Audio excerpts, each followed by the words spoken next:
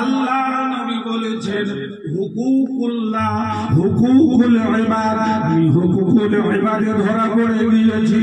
আমার বিয়ের আগে আমি যখন যুবক ছিলাম, এই ছেলেটা যে লিখেছে, এই ছেলেটার চিঠিতে লিখেছে আব্বাজান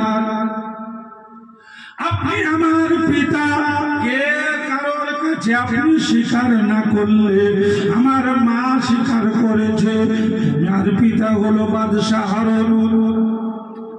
কে বলেছে?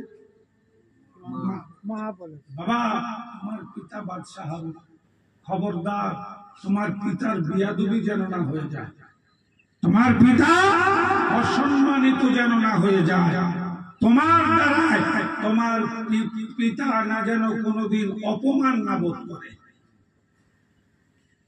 খোদার দিকে চেয়ে বলেন, এ হক নষ্ট করিনি তো আমরা কেউ,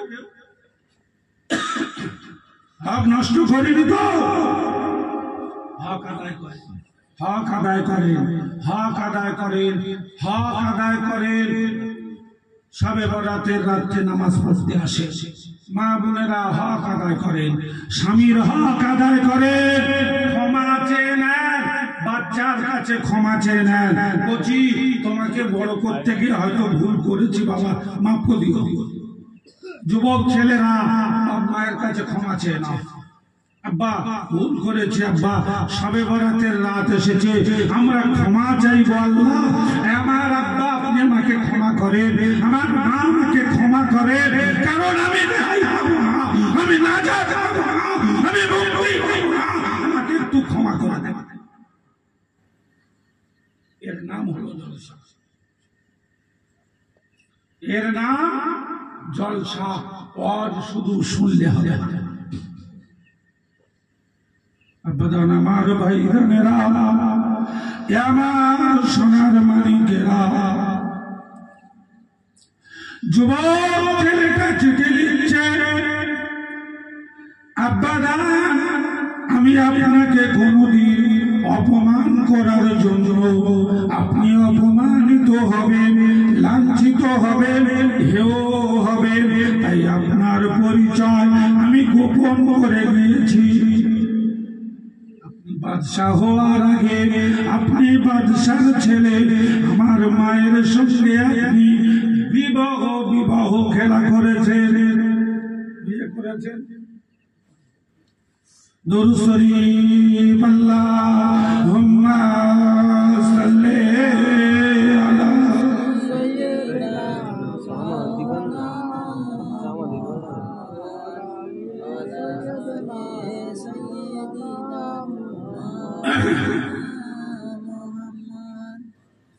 আব্বাদান আমি ভুল করে আপনি আমার মায়ের সঙ্গে বিবাহ বন্ধনে আবদ্ধ হয়েছিলেন। বাদশাহ হারুন রশিদ বলেন, আমি ওই মেয়েটাকে বিবাহ করি, কিন্তু আমার বাড়িতে মেনে নেয় নাই, আমার আব্বা মেনে নেয় নাই, সমাজ আমাকে মানতে দেয় নাই, আমি তাই ওই মেয়েটাকে বিবি বলে গ্রহণ করতে পারি নাই। যখন ওর গর্ভে বাচ্চা এলো, আমার আব্বা যারা আমাকে অন্য বিবির সঙ্গে বিয়ে দিল, আমার আব্বা আমাকে নিয়ে জুবাইদার সঙ্গে বিয়ে দিল। আমি জুবাইদাকে বিয়ে করে আমি সংসার করা শুরু করলাম। আমার সহচরেরা ওই বিবির গর্ভে বাচ্চা ছিল, আমি বেমালুম ভুলে গেলাম আমি জমিদার বাদশাহ লোক। আমার ছোট বিবির কথা, বড় বিবির কথা আমি ভুলে গেলাম। কোনদিনের জন্য ওর মাকে এসে স্বামী রূপে দাবি করে নাই। ওই বাচ্চা যখন জন্ম নিয়েছে কোনদিন দাবি করে নাই। আমাকে আব্বা বলে আমার কাছে আসে নাই। আমার সম্পদ ভাগ পাবে তাই আমার কাছে আসে নাই। কেউ ওকে মানবে না তাই আমার কাছে আসে নাই। আমার বাচ্চা লিখেছে, আব্বা যান দুনিয়ার জমিনে আপনাকে আমি অপমানিত করলাম না, আপনাকে আমি লাঞ্ছিত করলাম না, আপনাকে আমি হেয় করে দিলাম না। কিন্তু আব্বা যান মনে রেখে দেন, কিয়ামতের কাঠগড়ায় আল্লাহ আর দেখা হবে, সেদিন আপনার কাছে আমি কই বিয়ার চাইব। আমার মা কি অপরাধ করেছিল, আমি বাচ্চা কি অপরাধ করেছি, আপনার হক থেকে আমি কেন বঞ্চিত হলাম, আপনার হক থেকে আমাকে কেন বঞ্চিত করে দিলে। আমার আব্বা গো, তুমি বাদশাহ হয়েছ, বাদশাহ হয়ে তুমি বড় বাদশাহী করছো। আল্লাহর দরবারে আমার হকের বিচারটা তোমাকে দিয়ে যেতে হবে।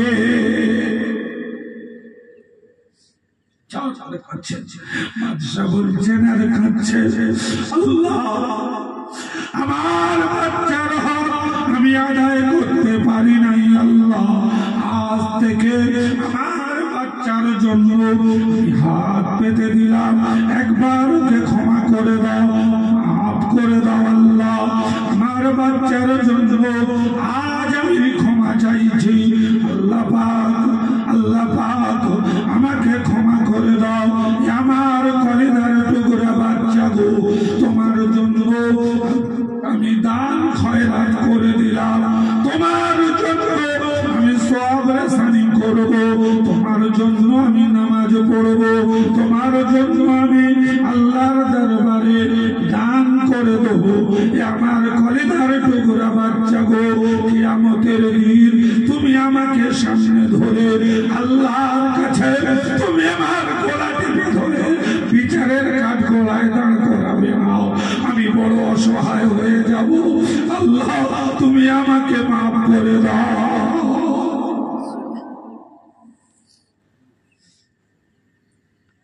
সেই রাত শাবে বারাতের রাত, সেই রাত শাবে বারাতের রাত। খোদার কসম, এখন যাদের বাপ মা আছে ক্ষমা চান, ক্ষমা চান, পাপ ক্ষমা মাফ করে দেবে। ভাইরান আমার আব্বা জানেরা, হযরত আবু সালেম মুররি রাহমাতুল্লাহ আলাইহি হুজুর গুটি গুটি গুটি গুটি পায়ে যাচ্ছে। যেতে যেতে যেতে যেতে হযরত আবু সালেম মুররি একটা কবরস্থানে, ওনার বাড়ি হলো মিশরে। কোথায় কোথায় বাড়ি? মিশরে। নামাজ পড়তে যেতে মক্কা 70 বার করে নামাজ পড়তে যাচ্ছেন ইরাকের জমিনে। যেতে যেতে যেতে যেতে হুজুর একটা কবরস্থান পেয়েছেন, সেখানে দাঁড়িয়ে একটু জিয়ারত করছেন। এখন মোবাইলে বিভিন্ন ওয়াজ আসছে, কবর জিয়ারত চল ভাই, এটা দাদা হুজুর করেছেন, বড় হুজুর, মেজ হুজুর, সেজ হুজুর। এ বলতে বলতে বলতে বলতে বলতে বলতে এত বড় সাহস, বলতে বলতে বলছেন নবীরা সব ভিখারি। একবার জোরে বলে, নবীরা সব ভিখারি। আবেগে মেতে উঠেছে। একজন সেদিন আল্লাহ মাফ করেন, ক্ষমা করেন, ওয়াজ করতে করতে করতে করতে বলছে নবী ইব্রাহিম কাফের ছিল, সব নবীরা কাফেরের বংশ। বলেন ভাই, আমাদের মতন ফুরফুরা সিলসিলা পন্থী মানুষদের টিকতে দেবে? আজ সাহেব ভাইয়েরা হজ করতে গিয়েছেন, ওনাদের জিজ্ঞাসা করেন 3 ভাগ মানুষের মাথায় টুপি নামাজ পড়ছে। নামাজ আমরা নিয়ত করে হাত বাঁধি, কেউ বুকে বাঁধছে, কেউ নাভিতে বাঁধছে, কেউ এখানে বাঁধছে, বাঁধছে। কিছু লোক হাত বাঁধেই, কিছু লোক হাত বাঁধে না, হাত বাঁধে চলছে। আমরা কাবা শরীফের দিকে মুখ করে থুতু ফেলতে আমাদের পীর মুর্শিদগণ নিষেধ করে, বাবা বিয়াদবি হয়ে যাবে, খবরদার কাবার দিকে ফিরে থুতু ফেলো না। আর কাবা শরীফে বসে কাবার দিকে পা করে বসে, পা ছড়িয়ে কাবার দিকে পা করে বসে বেমালুম হজ করে এসেছে। হজ করে আসার পরে না আছে নবীর সুন্নাত, না আছে মাথায় টুপি, না আছে দাড়ি, না আছে নামাজ। যা গাল দিচ্ছে আমরাও শুনছি। বছরে 3 বার করে উমরায় যাচ্ছে। আল্লাহ তাদের থেকে আমাদের ভালো রেখেছে, রাখি না বলে আমরা ভালো আছি তো? কি ভাই আমরা ভালো তো ইনশাআল্লাহ? তাদের থেকে আল্লাহ আমাদের অনেক ভালো রেখেছে। আমাদের সিলসিলা এই কারণেই বলেছে তোমাদের বাপ মায়ের পায়ে হাত দিয়ে কদম মুসি করবে, খবরদার মাথা হ্যাট যেন না হয়ে যায়। এরা বলছে ওটা শিরক, ওটা শিরক। কারণ বাপ মায়ের পায়ে হাত দিয়ে সালাম করছি, আমরা করছি কদম মুসি, ওদের চোখে লাগছে শিরক।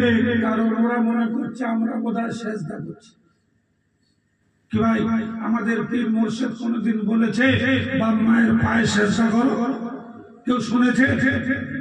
কেউ শুনেছেন বাপ মায়ের পায়ে সেজদা করো? কদম মুসি করো। কারণটা কি একবার গবেষণা করে দেখেছে? এই স্টেজে এইরকম একটা স্টেজে আমার ছেলে, আপনার ছেলে বড় একজন অফিসার হয়েছেন, আইপিএস, সরকার থেকে তাকে অ্যাওয়ার্ড দেওয়া হবে, পুরস্কৃত করা হবে, বড় বড় নেতারা সেখানে এসে উপস্থিত। আমি একজন চাষাভুষো মানুষ, আমার ছেলে ধরে, আপনার ছেলে ধরে, চাষাভুষো মানুষের ছেলে অ্যাওয়ার্ড দেওয়ার জন্য স্টেজে তুলেছে। এবার সেখানে যিনি সঞ্চালক করছেন তাকে বলেছে ওই ছেলেটার বাপকে ডাকো, ওই ছেলেটা বাবাকে ডাকো। সঞ্চালক এখন আব্দুল কাদের বলে নাম ধরে ডাকছেন। এই আব্দুল ছাত্তারের বাপ আব্দুল কাদের কে আছে স্টেজে আসে, চাষাভুষো মানুষ, লুঙ্গি পরা, গায়ে ছেঁড়া একটা পাঞ্জাবি, স্টেজে উঠেছে। ওঠার পরে ওই আইপিএস আব্দুল ছাত্তার যাকে অ্যাওয়ার্ড দেওয়া হবে সে ওর বাপের পায়ে হাত দিয়ে কদম মুসি করছে। করার পরে ওর বাপকে কি আর দোয়া করার কথা বলতে হবে? কি ভাই দোয়া করার কথা বলতে হবে? ও তো অটোমেটিক দোয়া বার হয়ে যাবে।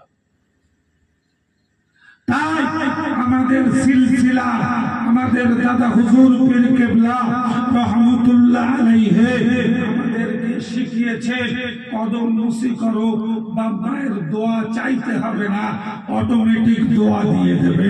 একবার জোরে বলেন সুবহানাল্লাহ। লোক কুটুম ঘরে ভর্তি, শ্বশুর শাশুড়ি বউ সব ঘরে ভর্তি, মুরব্বী বাপ আসছে, আমি যদি দিয়ে পায়ে হাত দিয়ে সালাম করি, কি ভাই বাপ আর দোয়া করার কথা বলতে হবে? এটাকে বলছে শিরক। কোন জায়গার মাল কোন জায়গায় লাগিয়ে দিয়ে শিরক করে যাতে তোমরা দোয়া না পাও। তো হযরতে আবু সালেহ মুরলি হুজুর যাচ্ছেন, কবর জিয়ারত করছেন। কি করছেন? কবর জিয়ারত করতে করতে দেখছেন কবরস্থান, এই যে আপনাদের সামনে কবরস্থান, মসজিদের পাশে কবরস্থান। খোদার কসম করে বলছি, আমি শাইখুদ্দিন আমার কথা বলছি না, আমার নবীর কথা। ওই কবরবাসীরা নাই পর্যন্ত উঠে ওরা চেয়ে রয়েছে, আমার বাচ্চাগুলো ওই জায়গায় বসে যেত। বছরে একবার দোয়ার মজলিস হয়, ওখানে আছে তো? যদি না থাকে তাদের বাচ্চা ওই অবস্থা করবে তাদের। হযরতে আবু সালেহ মুরলি হুজুর কবর জিয়ারত করছেন। হুজুর বলছেন আমি কবর জিয়ারত করতে গিয়ে কাশফুল কবর করে দেখছি কবরবাসীরা দুনিয়ার জমিনে যেমন 4 জন 6 জন 8 জন বসে গল্প করে। যুবক ছেলেরা একদিকে, মুরব্বীরা একদিকে, চাচারা একদিকে, দাদুরা একদিকে, সব বসে বসে কি সুন্দর তারা জান্নাতি খাবার খাচ্ছে, আনন্দের সঙ্গে গল্প করছে। আমি আবু সালেহ মুরলি আমি কাশফুল কবর করে সবকিছু দেখতে পেলাম। আর একটা যুবক দেখছি দূরে দাঁড়িয়ে আছে, ছেঁড়া ফাটা ময়লা কাপড় পরে এক কোণে চুপচাপ বসে আছে। আমি আবু সালেহ আবু সালেহ মুরমি বলছেন, আমি যুবকটাকে ডাকলাম, কচি এদিকে এসো। কি হয়েছে বাবা?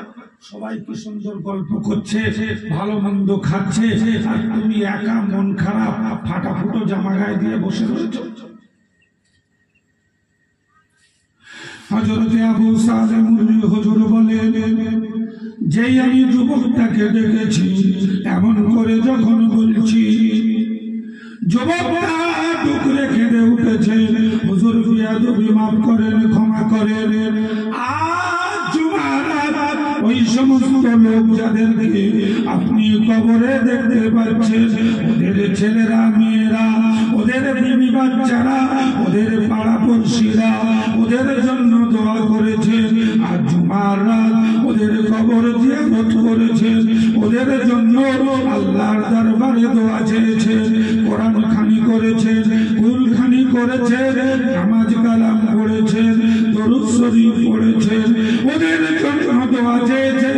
আল্লাহ পাক ওই সমস্ত ছেলে পুলে বিবি বাচ্চার দোয়ার ওসিলায়, জুমার দিনের ওসিলায় ওদের কবরের আযাবকে আল্লাহ একটা সপ্তাহের জন্য ক্ষমা করে দিয়েছে। বাবা যুবক, তোমার হালত কেন, তোমার অবস্থা কেন? হযরত আবু সালেহ মুরমি বলেন, যখন আমি জিজ্ঞাসা করি যুবকটা ডুকরে কাঁদছেন, হুজুর বিয়াদবি মাফ করেন, আমার আব্বা দুনিয়াতে নেই, আমার আব্বা মারা যাবার পরে আমার মা আমাকে নিয়ে বলেছিলেন, কচি আর আমি বিয়ে করব না, আমার জীবন যৌবন সব শেষ করে দিলাম, বাবা তোমাকে নিয়ে আমি দুনিয়ার জমিনে যে কটা দিন বাঁচবো তোমাকে নিয়ে থাকবো বাবা।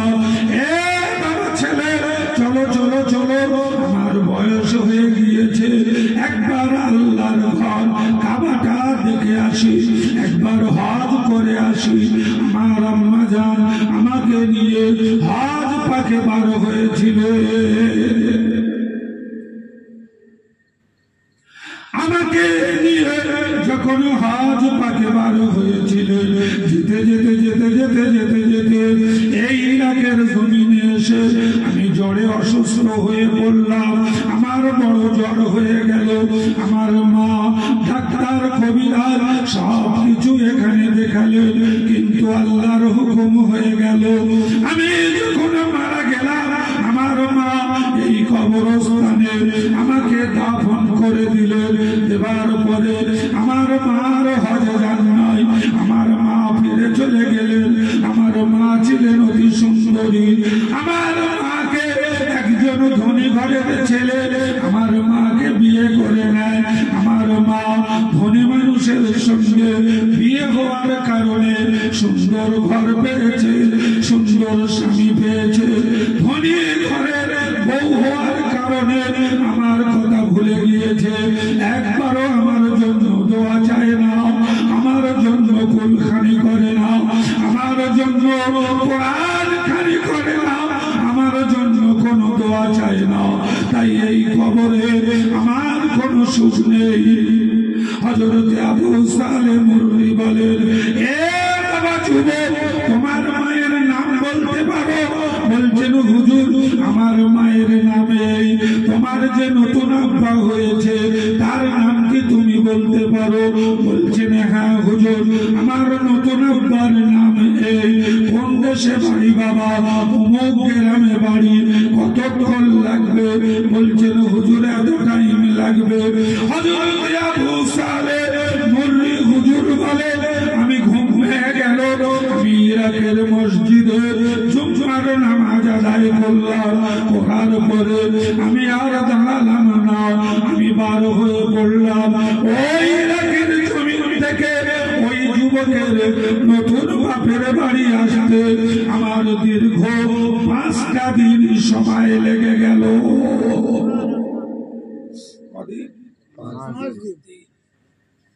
খোদার কসম বলে, একবার কবরস্থানে জিয়ারত করেছেন, দেখেছেন?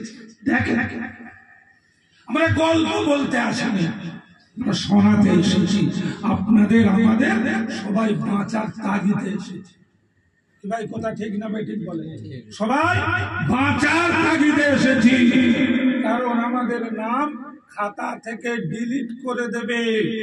রেশন কার্ডে নাম থাকবে, খাদ্য সুরক্ষায় নাম থাকবে, ব্যাংকের খাতায় নাম থাকবে, বাড়িতে শুধু নাম থাকবে কিন্তু অস্তিত্ব রাখবে না।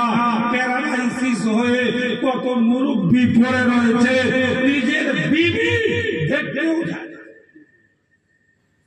ছেলেরা বলছে এত লোক মরছে, আমার বাপটা মরে না, তাড়াতাড়ি করে দোয়া ইউজ পর যাতে মরে যায়। ডিলিট করে দেবে বাপ।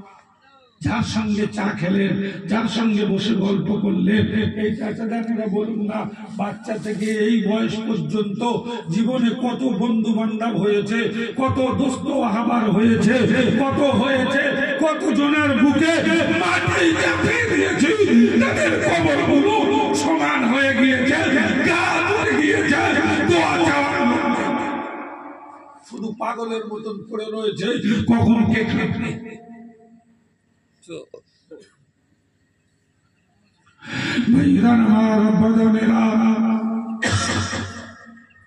হযরত আবু সালেহ মুররি হুজুর ওই ইরাকের জমিন থেকে হাঁটতে হাঁটতে হাঁটতে হাঁটতে দীর্ঘ 5টা দিন হেঁটে ওই যুবকের মায়ের বাড়িতে চলে আসলেন। দরজার কাছে আসলেন, এসে ঠকঠকালেন। দরওয়ান বারো হলেন, বাবা মুরব্বি কি খবর বলো? বলছেন বাবা যুবক, যাও যাও যাও, ভিতরে কে আছে একবার আমার সঙ্গে দেখা করতে বলো। দরওয়ান ভিতরে গেলেন, যুবকের মায়ের কাছে গেলেন। আম্মা দাদা, একজন মুরব্বী এসেছে, আপনার সঙ্গে কিছু বলতে চান। ছেলেটা বলেন কি রকম? বলছেন লম্বা এমন, দাড়ি এমন, ভিখারির মতো দেখতে। মেয়ে ছেলেটা বলছেন বাবা যাও, হয়তো কোনো ভিখারি হবে, নয়তো কোনো চাঁদা তুলতে এসেছে। বাবা গিয়ে বলো কি চাই, আমি তাই দিয়ে দিচ্ছি। আমি যুবক, পরপুরুষের সামনে যাব না। দরওয়ান সে বলছে, হে মুরব্বি চাচা, বাড়িতে কেউ নেই, শুধু মা একা আছেন। আপনার কি প্রয়োজন বলেন? আপনি কি ভিক্ষা চাইতে এসেছেন? আপনি কি সাহায্য চাইতে এসেছেন? হযরত আবু সালেহ মুররি বলেন, বাবা যাও, ভিতরে গিয়ে বলো এই যুগের আবু সালেহ মুররি এসেছে।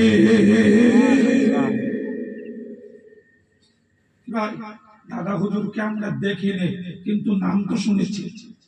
ইমামে আজমকে দেখিনি, নাম তো শুনেছি। এবার যদি বলেন ইমামে আজম এসেছেন, কি ভাই তার বাড়ি ধন্য না?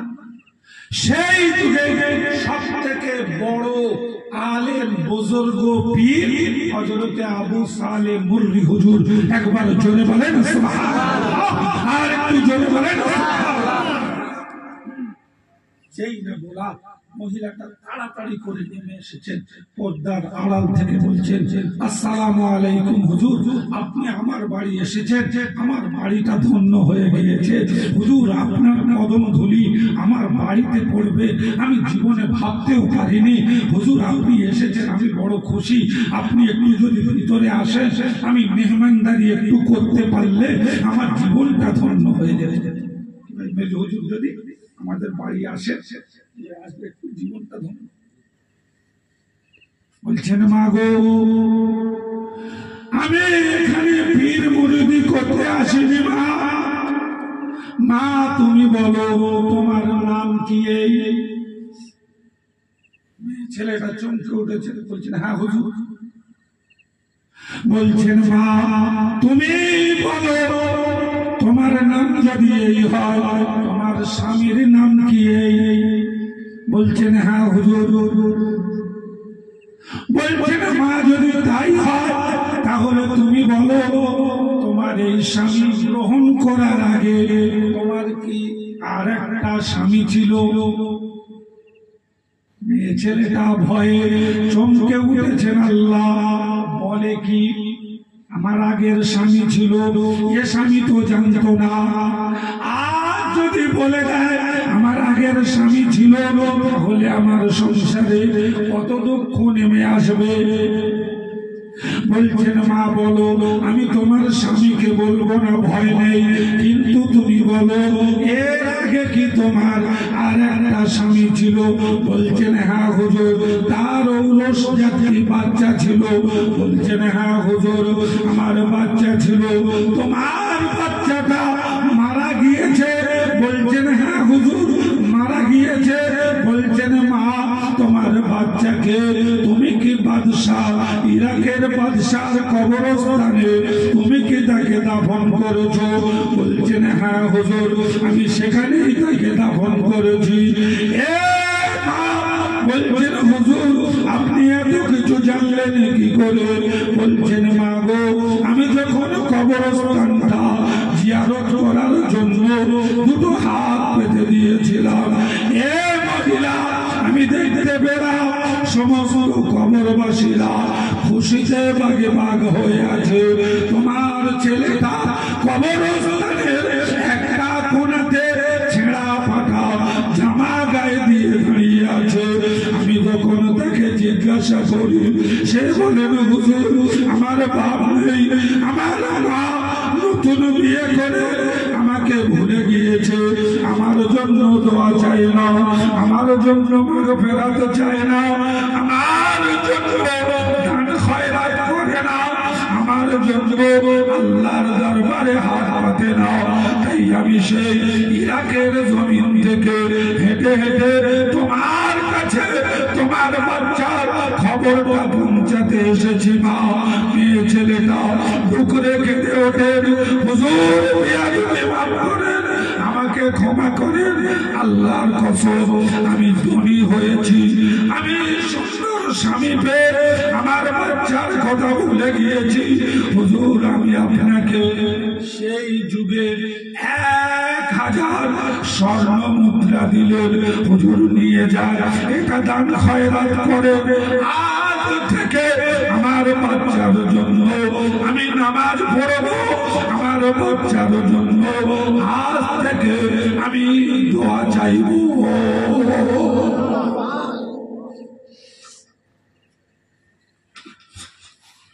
দুরূদ শরীফ আল্লাহুম্মা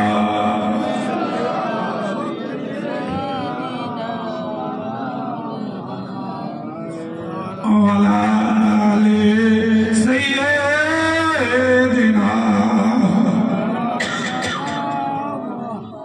ভাই অসুবিধা হয়েছে? অসুবিধা হচ্ছে ভাই? আমার পরে ভালো আলেম আছে, অসুবিধা আমার ভাই, এই জন্য করে আমি জলসা করা অনেকটা কমিয়ে দিয়েছি। আল্লাহর হুকুম, কিছুক্ষণ বলার পরে আস্তে আস্তে আমার গলাটাও চেপে যাচ্ছে। ছেলেরাও বলছে আব্বা তুমি আর জলসা না করলে ভালো হয়, কারণ আপনাদের দোয়া, আপনাদের মুরব্বীদের দোয়া, আমার দাদা হুজুর পীর কেবলা রহমতুল্লাহ আলাইহির নেক দোয়া, আমার পীর হযরত হুজুর পীর কেবলা রহমতুল্লাহ আলাইহির নেক দোয়া আল্লাহ রেখেছিলেন। আল্লাহ পাক আমার ছেলেদেরকে আল্লাহ এখন স্বাবলম্বী করে দিয়েছেন। একবার জোরে বলে আলহামদুলিল্লাহ। গর্ব করছি না, আল্লাহ মাফ করেন, ক্ষমা করেন, আল্লাহ মাফ করেন, ক্ষমা করেন। গর্ব করছি, কেতাব পড়ছি আর চোখের পানি আটকাতে পারিনি। আল্লাহ, বাঁচবো কি করে, বাঁচবো কি করে? আমরা আমাদের বাঁচার পথ, আমরা তো পাপী হয়ে যাচ্ছি দিন কা দিন। আপনি দেখেন হই হই করে লোক খালি মেতে চলেছে, হই হই হই হই হই হই করছে, নামাজ রোজা করছে ঠিকই, অস্বীকার করছি না। আমি তো নামাজ পড়াচ্ছি আপনাদের দোয়ায়, ইমামতি করছি, এতদিন ইমামতি করিনি, এখন ইমামতি করতে গিয়ে দেখছি আল্লাহ নাজাত আছে। যদি আল্লাহ না ক্ষমা করেন, রেহাই পাবার রাস্তা নেই। আমার সোনার মানিকেরা, আমার যুবক ছেলেরা, পায়ে ধরে বলছি বাপ, আজ রাতটা জলসা শুনছো, সকালবেলা বাপ মায়ের পায়ে হাত দিয়ে কদম মুসি করো। কে কোথায় কি বলছে, শিরক বেদাত নাজায়েজ হারাম রাখো। অনেক হয়েছে, অনেক হয়েছে, শুধু হাইলাইট হওয়ার জন্য। একবার এই দেখেছেন সেই আমেরিকার প্রধানমন্ত্রী দুটো ছেলে মেরেছিল, কি ভাই একজন মেরেছিল? পেপারে কদিন হই হয়নি, হয়তো তার জেদ হয়েছে, কিন্তু গোটা বিশ্ব জেনে যেত এই জজ বুঝের জুতো ছেলে মেরেছে। তা ঠিক কিছু আলে, সব আলেম বলছি না, কিছু আলেম এই হাইলাইট হওয়ার জন্য একবার দাদা হুজুরের বলছে, একবার মেজ হুজুরের বলছে, একবার নবী পাকের বলছে, একবার কোরআন পাক বলছে। হাদিস মানবো, কোরআন মানবো, কিন্তু এই ইমাম মানবো না, ইমাম মানবো না। এই ইমাম আজম আবু হানিফা রহমতুল্লাহ আলাইহি ধার করা এলেম নিয়ে নাকি মশলা দিত। একবার জোরে বলে, ধার করা এলেম নিয়ে মশলা দিত, এখন নাকি পেয়ে গিয়েছে। আবার জানে কি অবস্থা চলছে, একটু শুনে দেখবে। সেই বেরাদারের কি রাহুল নাকি, এ বাবা শুনেছিস বেরাদারের, ও বলতে বলতে কি বলছে, ইমান আছে বলে মনে হয়, ওর নিজের নাম ঠিক আছে বলে মনে হয়, সমাজ দূষিত করে দিচ্ছে। বাবা কিচ্ছু নয়, কিচ্ছু নয়, শুধু নবীকে কি করে ছোট করা যায়, শুধু আল্লাহর নবীকে ছোট করার জন্যই ব্যস্ত। আমরা চাইছি নবী পাকের সম্মানের জায়গা, ওনারা চাইছে খালি ছোট। যদি বলেন কেন, মাতা মুসওয়া, হাদিস পাক মানবো, হাদিস পাক মানবো, হাদিস পাক মানবো, নবী পাক যেটা বলেছেন মানবো। আরে বুখারী শরীফ, মিশকাত শরীফ, আবু দাউদ, ইবনে মাজাহ, এই হাদিস পাক বলে তো হাদিস পাক। আমাদের পীর মুর্শিদ ওলি আল্লাহ ইমামগণ এরা তো সেই সমস্ত কিতাব পড়েছেন, না পড়েননি? পড়েছে, আমরাও পড়েছি, হয়তো ওনারা বেশি পড়েছেন, আমরা কম পড়েছি, দেখেছি। দরুদ শরীফ আল্লাহুম্মা সাল্লি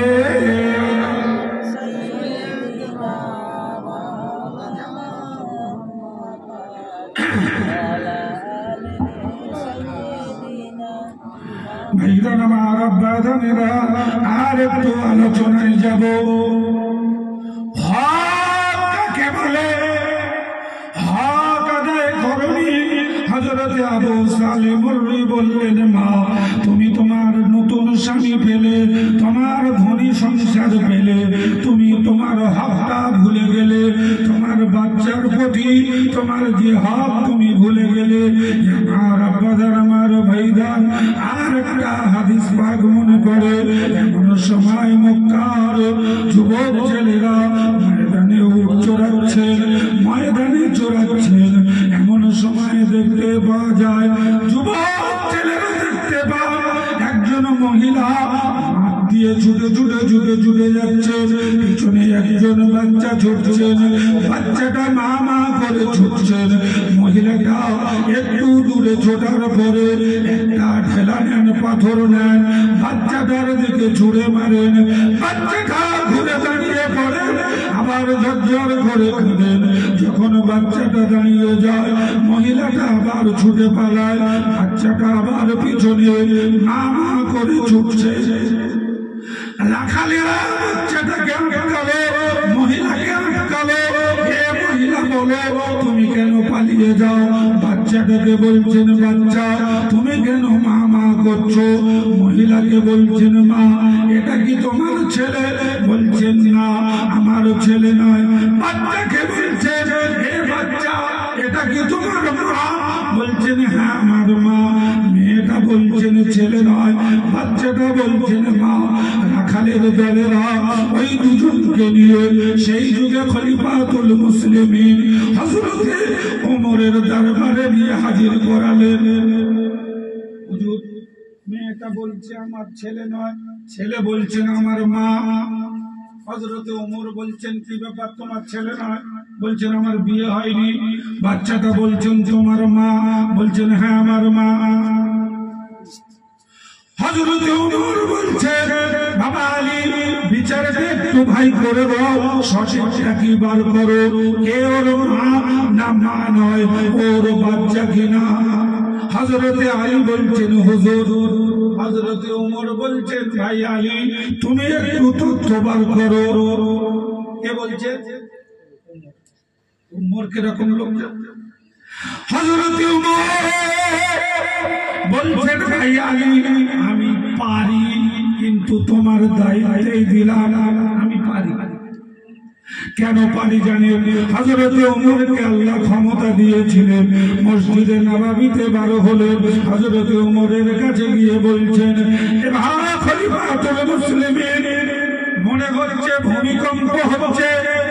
হযরত উমর মসজিদে নববী থেকে নেমে আসলেন, মাটিকে লক্ষ্য করে বলছেন, হে মাটি, খোদার কসম করে বলছি, আল্লাহ সাক্ষী রেখে বলছি, আল্লাহর হুকুমে এইখানে দাঁড়িয়ে যা, আর কাঁপবি না, ভূমিকম্প হবি না। তথাপি মাটি কাঁপছেন। হযরত উমর লাঠিটা নিয়ে ঠুকে দিয়ে বলছেন, মাটি দাঁড়া। আর মাটি কাঁপছেন। হযরত উমর উল্লো দিয়ে এত জোরে আঘাত করেছে, আমি উমর বলছি, আল্লাহর হুকুমে যদি তুই না দাঁড়িয়ে যা, তোর আমি চেহারা পাল্টে দেবো। একবার জোরে বলে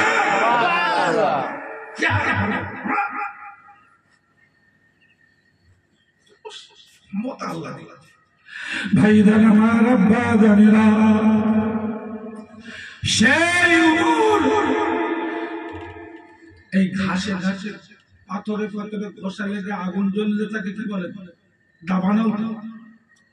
হযরত উমর বলছে, হুজুর দাবানোর মতো আগুন জ্বলে আসছে। হযরত উমর নবী পাকের সাহাবাকে রুমাল দিলেন, রুমালটা নিয়ে যাও, আগুনকে গিয়ে বলো ওই জায়গায় দাঁড়িয়ে যেতে, খবরদার মক্কা মদিনার ভিতরে যেন না ঢোকে। আল্লাহর নবীর সাহাবা রুমাল নাড়তে নাড়তে যাচ্ছেন আর বলছেন, উমর রুমাল পাঠিয়ে দিয়েছে, হে আগুন খবরদার মক্কা মদিনার দিকে মুখ করবি না। উমর বলে দিয়েছেন, আমার রুমাল যদি পুড়ে যায়, আমার রুমাল যদি ধোঁয়ার গন্ধ হয়, আমার রুমালের যদি একটা পশম পুড়ে যায়, আল্লাহর কাছে গিয়ে আমি ওই আগুনের কাছে কৈফিয়ত চাইব। এই কথা যেই না বলা, আগুনের মুখটা ঘুরে মক্কা মদিনার দিক থেকে আগুনের মুখ ঘুরে চলে গেল। আজ পর্যন্ত আজ পর্যন্ত আরবের জমিনে কোনদিনের জন্য আর দাবানল দেখতে পাওয়া যায় না। সেই উমর বলছেন, আলী তত্ত্বটা বার করো। এ বলছেন মা, ও বলছেন মা নয়।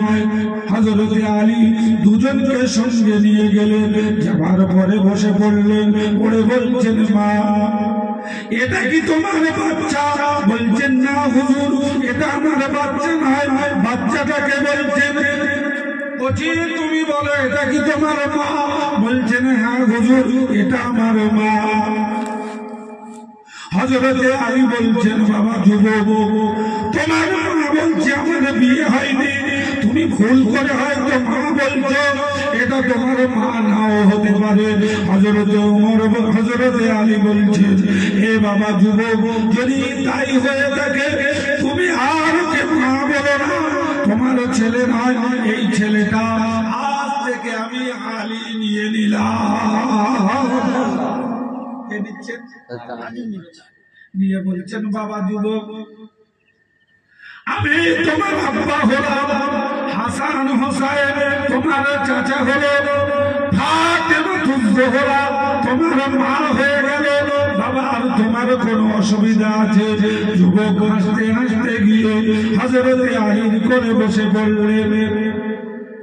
আমি আব্বা পেয়ে গিয়েছি, আমার বড় বড় চাচা পেয়ে ভাই পেয়ে গিয়েছি, আমি মা পেয়ে গিয়েছি, আর আমার কিছু দরকার নেই। মহিলাকে বলছেন, আল্লাহ এই যুবকটা, এই বাচ্চাটা হযরত আলীর কাছে এত কিছু পেল, আমি যখন মহিলা, আমি নিশ্চয়ই চাইলে কিছু পাবো। কি বলছেন? আমি চাইলে কিছু পাবো। বলছেন, হুজুর আমার কিছু হবে না? এই বাচ্চাটা যদি আপনার মতো পিতা পায়, ইমাম হাসান হোসেনের মতো যদি ভাই পায়, ফাতেমার মতো যদি মা পায়, আমার জন্য কি কিছু নেই? হযরতে আলী বলছেন মা গো আমি তোমাকে কি বলবো, তুমি তো একজন বেগানা মেয়ে ছেলে, তুমি একজন বেগানা মেয়ে, তোমাকে আমার ঘরে নিয়ে যাওয়া যাবে না, কারণ বেগানা পুরুষ বেগানা মহিলা ঘরে তোলা যাবে না মা। তারা হলো তুমি আমার বাড়িতে থাকতে, তবে মা একটা কথা তোমার দিতে পারি, একটা তোমার করতে পারি, তুমি যদি ধৈর্য ধরো এই বাচ্চাটা বড় হলে তোমার সঙ্গে একে বিয়ে দেবো। এই বাচ্চাটা সামান্য হবে, এর সঙ্গে তোমাকে বিয়ে দেবো, দেবার পরে তুমি আমার বৌমা হবে। ইমাম হাসান হোসেন তোমার ভাসুর হবে, ফাতেমা তোমার শাশুড়ি হবে। মা তোমার কি আর কোনো অসুবিধা হবে? আর কোনো অসুবিধা আছে? মহিলা বলছেন যে তো বিপদে পড়েছে, যে তো বিপদে। হযরতে আলী বলছেন মা তুমি কিছু বলছো না? মহিলা বলছেন হুজুর বিয়াদবে মাফ করেন, ক্ষমা করেন, যদি আপনার মনের বাসনা তাই হয় তাহলে আমি বলে ফেলি হুজুর আমি প্রেমের আসক্ত হয়ে আমি একজন যুবকের প্রেমে পড়েছিলাম, প্রেমে পড়ার পরে সে আমাকে বলেছে বিয়ে করবে, তবে বিয়ে করার শর্ত দিয়েছে আমাকে বিয়ে করবে, তবে আমার বাচ্চা নেবে না, তাই আমি যৌবনের খায়েশে পড়ে প্রেমে পাগল হয়ে আমার বাচ্চার কথা ভুলে গিয়েছিলাম, আমি সব কিছু ভুলে গিয়েছিলাম। খোদার কসম করে বলছি এটা আমার বাচ্চা। একবার জোরে বলেন সুবহানাল্লাহ। হযরতে আলী বলছেন ধরে ফেলেছি।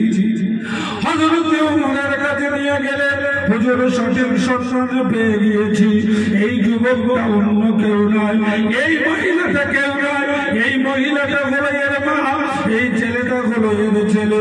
হযরতে ওমর বলছেন মা গো তুমি কি দুনিয়ার হক ভুলে গেলে, আল্লাহর হুকুম ভুলে গেলে, হক আদায় করা তুমি কি ভুলে গিয়েছো মা? তোমার বাচ্চার প্রতি তোমার কি হক নেই? তোমার স্বামীর প্রতি তোমার কি হক নেই?